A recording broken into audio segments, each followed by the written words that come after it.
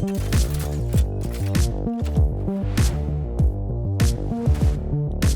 everyone to episode 7 of Spike Down. My name is LaFortune. Joining me as always is George Geddes.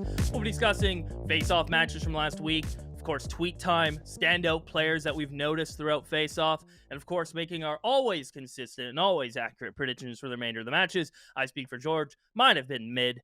And let's jump into it. Yeah, they've been mid. They've been all right. I mean, I've had a couple right, but it's been pretty downhill. Yeah. And let's talk about face-off. We've had our opening matches, upper quarters and upper semis. This week's going to be the lower, and the whole remainder. And let's start at the top. M80 disguised another 2-0 from M80. They're 2-0 over disguised in a series head-to-head. I don't think that's the biggest of surprises there, though. No, honestly, I felt like the top half of the bracket, I felt like was relatively easy to predict. I mean, considering the fact that, saying that, I think TSM looked absolutely abysmal against Moguls, but I think M80 did play like incredibly well. But I think that's just kind of par for the course of this team now. And also the victory against Moguls as well is like something else that I think we could definitely say was probably most likely going to happen. And then, we kind of go down the bracket a little bit more. You see Moist beating TSM. I feel like that was one of those matches that could have gone either way. I can't remember if I predicted TSM or Moist to win. But I feel like TSM was very disappointing during that match. I remember watching it, and it was like I felt like they just didn't really look like how they looked like kind of just throughout the regular season once they got Campeki. So that was very interesting. I was wondering why they was kind of looking like that, but Moist obviously played incredibly well. Kind of coming into that team that we kind of know that they are, and again taking a map off M80, not the easiest thing to do really. So again. Yeah, I feel like you have to give them credit for that. Obviously they did get put back into the low, or did get put into the lower bracket. Sorry, so I feel like that was kind of par for the course, I guess. And then going into the lower half of the bracket, I think the guard beating Faze looked really poor. Definitely. Which is to add to that, by the way. All the players tweeting, "Oh, looking great, playing up to our potential." They definitely had glimpses of being better, but I mean. Is this more practice for them than wanting to win the whole thing? I've been talking to a couple of them, and they're like, it's practice for us. We're still trying to figure things out. Practice for what? What are you practicing for? And that's kind of what caught me off guard. You got to start winning. Right, and that's what caught me off guard. I'm like, how long can we just keep saying, we're improving, we're getting better, we're getting better? I think at some point, and I think it has to start in Split 2 in the first couple weeks, you need a win over a team that's better than you. Well, we've seen Moist do it, right? We've seen Disguise push TSM to limit, not a win. We've seen Auction in this event do it, right underneath them, beating G2 and pushing the guard to the limit. Like, there comes to a point where you have to validate that progress and practice. And you have to either push somebody close, or I think in Faze's case, with how big they are and the players they have, you need to get a win, a substantial win. Yeah. And I think they still have a chance here to do it against G2 in the lower bracket. I'm not sure if they will. I don't. They need Definitely a win at some not. point, right? If they're practicing, I don't know. But yeah, and I guess to circle back to Moist, really, really. I mean, we've been hyping them up for the last couple weeks because we've seen that improvement. We've seen them start to get better. Same with Oxygen, and I think that win over TSM and pushing M80. I mean, really well done from them. It's unfortunate their stars didn't really shine during that M80 match. I think Sim played decent. Not, I think, normal Sim level, although in first kill, first death, he was 20 first kills to 15 first deaths. So, like, to get that number, it's really impressive. He actually out first kill, first death Koala, who was 18-14. So to see that, it's like, okay, promising. But if that's how many first kills he's going to get, you need more round conversions off of that. Their Haven looked really good. I was talking to some of the M80 players. They're like, they played C-Site post-plant really interesting, where they played fully off-site, and they didn't adapt quick enough to that, and they weren't ready for that. So that was really interesting to hear them talk about. But overall, I think the matches went kind of as we expected. Biggest upset being Oxygen G2. That one kind of caught me off guard. It seems like you were ready for it, but that match was very interesting. A very flat G2. I mean, even you could say an average performing G2 and just an unreal Oxygen. Yeah, I mean, like, it's what I mean about this Oxygen team, because I felt like when I look at it, I feel like, this is one of the rosters that has quite a lot of talent on it. especially young talent. You know, obviously I harp on him every single week. I'm going to keep going. Here You it have comes. Scuba on the team, so you know this kid. You know, of course, I mean, he didn't really even be the standout performer. It was Verno, right? Verno and Pooney. You Yeah. know, and I've started to notice this kid a lot more as well. I'd say past like 3 weeks, I've been noticing that he's really been putting up these top performances. Yeah. And not even by like a small margin. He's doing like plus 16 frags. Like this guy's Yeah. like actually popping off. And to do it at such a young age as well, like 16, like this guy's giving me like Zekken vibes. You know what I mean? Like this kind of young up and coming player. I think it's incredible, and I don't think we're really giving this guy enough praise for what he's doing. But then you go up against another team that also has some of the best young talent in like Trent. So it's like you know what I mean? So yeah, I think G2 that loss was I think it was really bad considering the fact that you would assume that these guys serial winners, Shaz, Dapper, you know what I mean? Oxy didn't really play that well. Really need him to step up if you're gonna, you know, if you want to go far in this tournament. You really do need to be like, you need to be playing good against Oxygen Esports. I'm not gonna lie, but yeah, mad credit to Oxygen. Honestly, they played incredible. I think Pony as well started to pull his weight a little bit more. I feel like Pony kind of got a little bit like he doesn't really get spoken about that much. So I got to give credit where credit is due. Absolutely. You know, I think he started to improve as well, started to find his form a little bit. Kind of a hot take for them too, realistically. I think they're one roster move away from being like a top 3 team in Challengers. I'm going to say it. I think one move, obviously you don't touch Verno, Pune, and Scuba, Mitch's IGL, that leaves one person out. I think they're relying still heavily on individuals. If Verno and Scuba, you know what they're going to give. And if Pune continues to play this well, they're almost guaranteed wins. But that's almost still kind of a weird philosophy to rely on. Like, we need our duels to always be really good to carry us. And so it's kind of that core. And I think if they pick up another big piece in this offseason heading to Split 2, I mean, they don't have to. They can continue on this trajectory and continue to play really, really well. But I really think one big piece, and they could be going head to head and winning series against the Garden. Hey, I mean, if we're like speculating on roster moves, obviously, like again, I've not heard any of this. Like, I haven't heard it's obviously like, you know, this is just pure speculation. What about like Adder?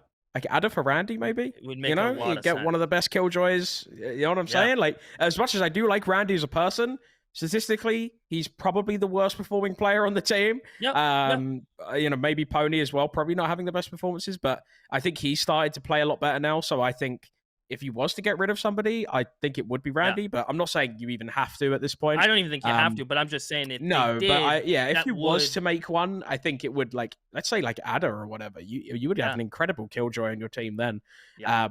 I think he's incredibly, you know, I mean, I think he's highly rated or already as it is, you know, especially considering the interest from Evil Geniuses to kind of prove that, right?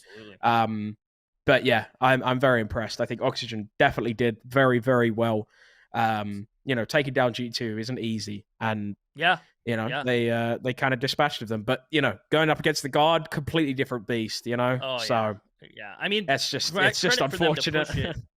Credit for them to push that where they did. I mean, and you kind of see Pony goes up against a team that's dealt with players of his caliber and better in world of, you know, different events and in different, like, across the globe, and they really did kind of put him in like a tough position to thrive. If he gets room, he can run away with it, but man, like, that entire Guard team was on top of it. They don't give you a lot of room, and room is kind of what Pony needs to thrive. And they're interesting Pearl comp, right?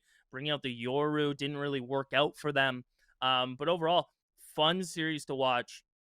I would say out of all the ones to go back and watch them last week, if you really want to, it would be the Guard one against Oxygen. I think it was cool to see Harbor make another appearance. It was a really cool series and close into the wire, and that's really what you can ask for.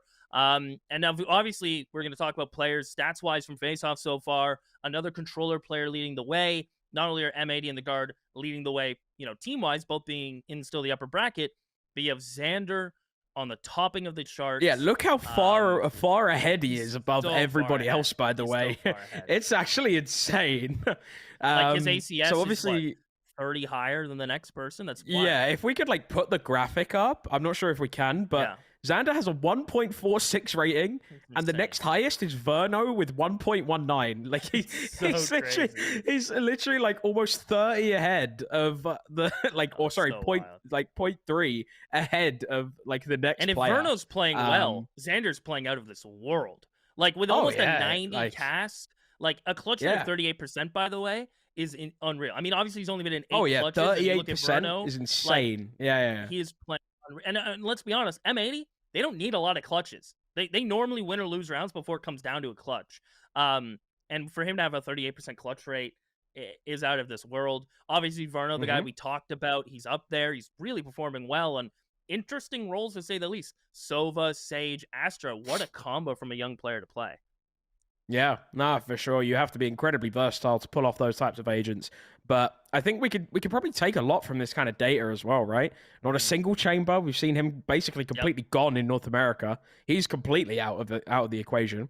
And we don't actually see a lot of duelists. Like there's not a like lot. barely Yeah, any. um, excuse me. Obviously, we have a bit of a smaller sample size to go off of here.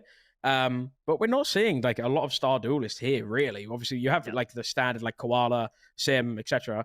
But most of them are like initiators or controllers. yep. Not even a lot of sentinels either. So clearly, there's been a bit of a shift. And I think that Xander was always one of those players that we kind of knew would be this fragging IGL.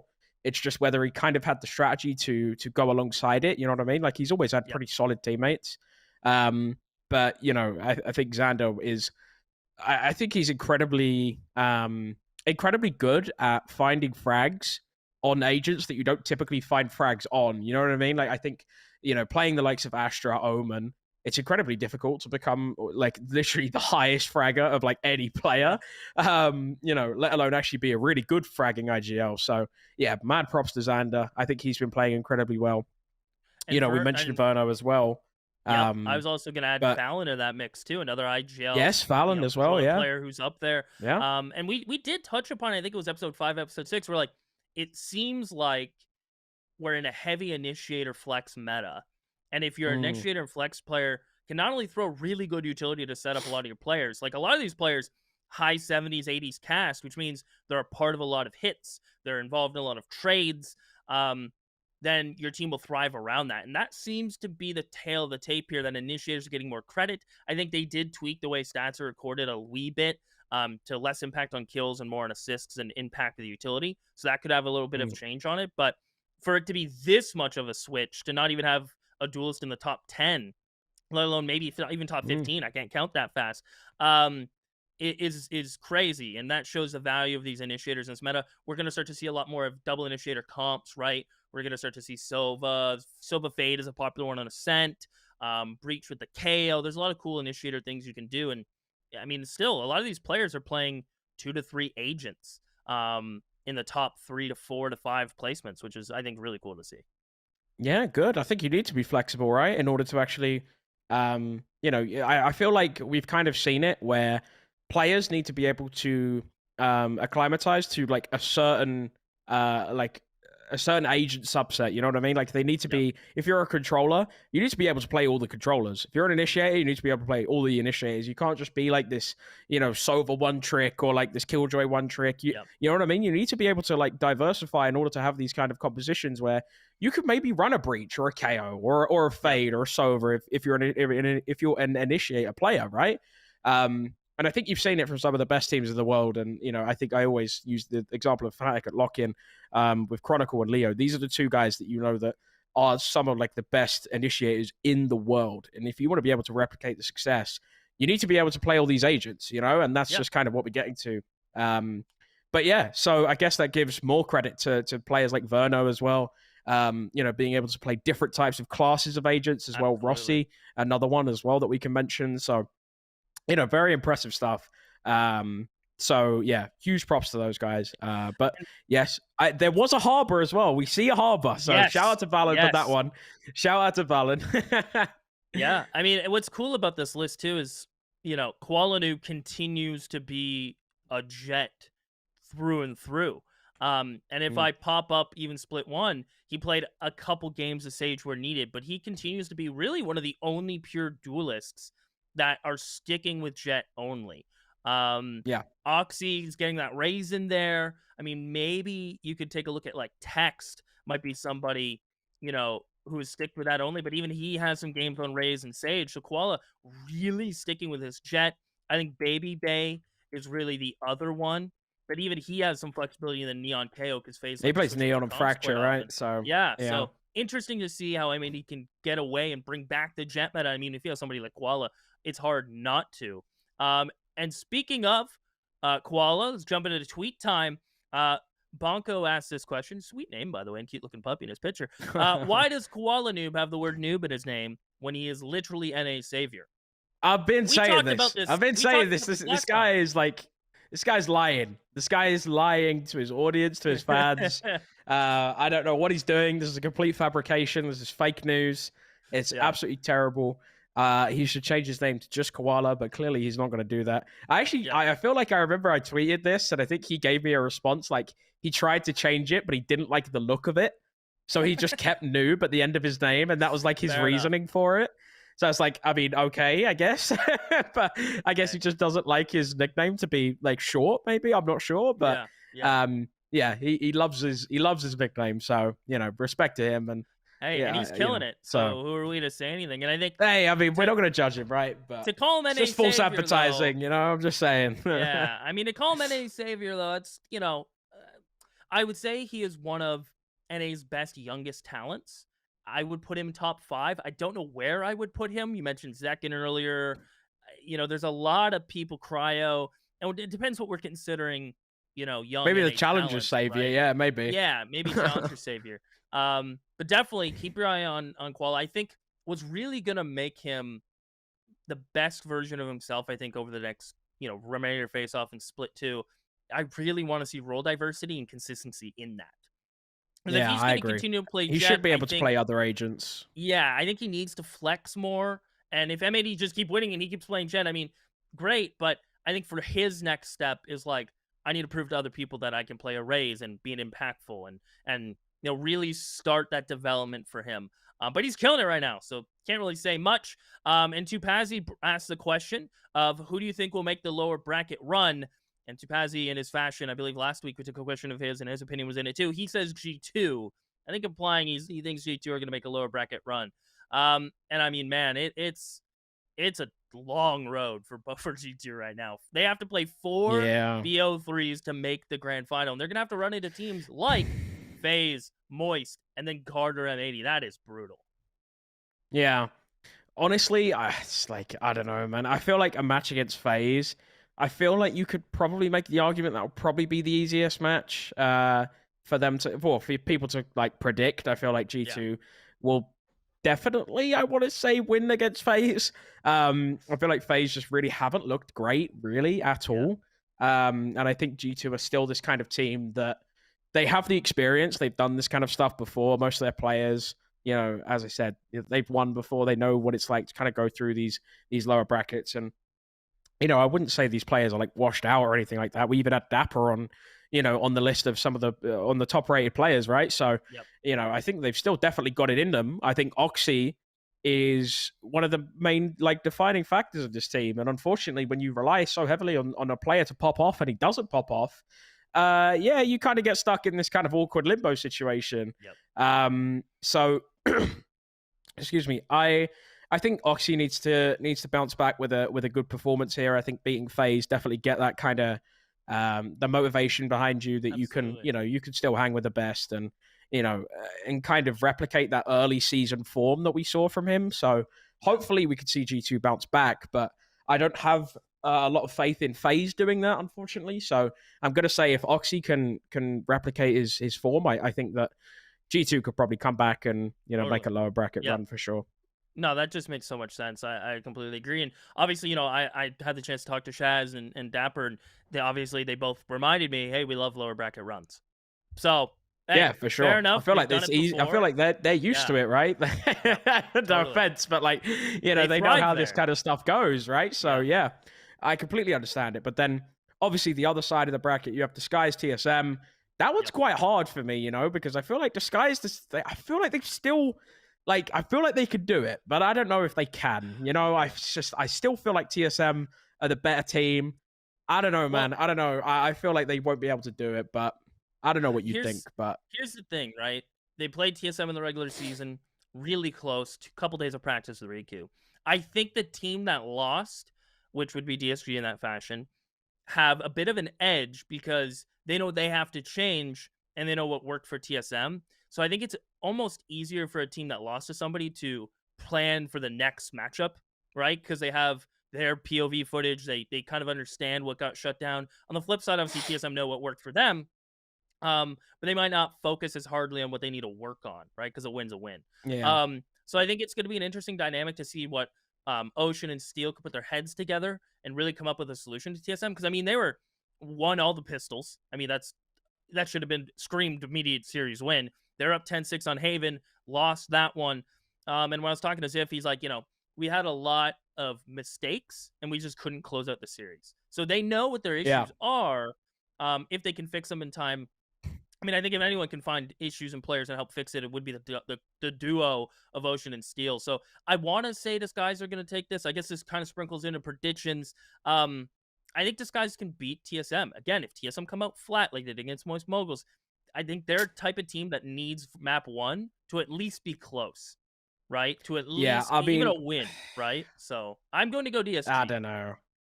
All right, I'll go TSM just Okay. to like counterpoint it, and then I think Oxygen will win. Whoever And I they think play, it'll be yeah. G2 Moist, and then I think it'll be G2 Oxygen. Okay. Um, that's my prediction. And then Okay. G2 Oxygen rematch. I don't know, Ooh. man. I don't know. I feel like I got faith in my boys, so I'm gonna stick with Yeah. Oxygen on that one. I'm not gonna lie. And then, I mean, are we predicting all the way to the grand final, or Yeah, what are we let's doing here? go all the way to the grand final. Let's have All some right. fun with it. Well, I'm gonna keep it going. I'm gonna say Oxygen, and then I'm gonna go Oxygen versus M80, and then I think it'll be M80 the guard again in the grand final. That's my Oh, prediction. okay. So I don't Huh. know. I don't know what you think, but that's what Yeah, I'm saying. I'll follow that up. I mean, obviously this guy's TSM. I'm going Disguise. That leaves Auction Disguise. Phase G2. I'm gonna go G2. That's most Moguls G2. So as far as Oxygen and Disguise go, I'm gonna go Oxygen. They seem to be on a heater. Moist G2. I think G2 bounce back. I think they beat Moist, although my bias is showing through a little bit, but I'm gonna have to go G2. So then that leaves Auction G2 the rematch. I think Auction win that again. So I'm putting Auction in the Going with lower me on that one. final. All Yeah, I'm right. going Auction in the lower final. M80 Guard. I think Guard beat that. And I think Guard are Yeah, winning the same as grand me. final. M80 play Oxygen. M80 lose. Hear Wait, you me think out. Oxygen will go Hear to the me out. grand final? Hear me out. I think I don't what know, hang man. on, think about it. Puni, Scuba, Verno getting hot at the right time. They're breaking out of their consistent patterns of mistakes and getting capitalized on. I think it's going to take one upset, one map from them. They shut down Qualanoob. They have very similar styles in individual play. And when I talk to M80 guys, like, we're better individually. It's not going to matter. I think Auction or underdogs have been punching up this entire event. I want to see an upset, but I'm going to ruin the story by saying the Guard are going to win the whole thing and beat them in the final. Okay. All right. So Well, there you go. that's my piece. That's how it's going to go. And we'll see which one of us are right. And that's the show, everybody. Thank you so much for watching. Let us know on our socials. Do you like our predictions? Do you have somebody else winning? Let us know. And of course, follow Knightsarena to keep up to date on everything Challengers. And stay tuned as matches are coming real soon.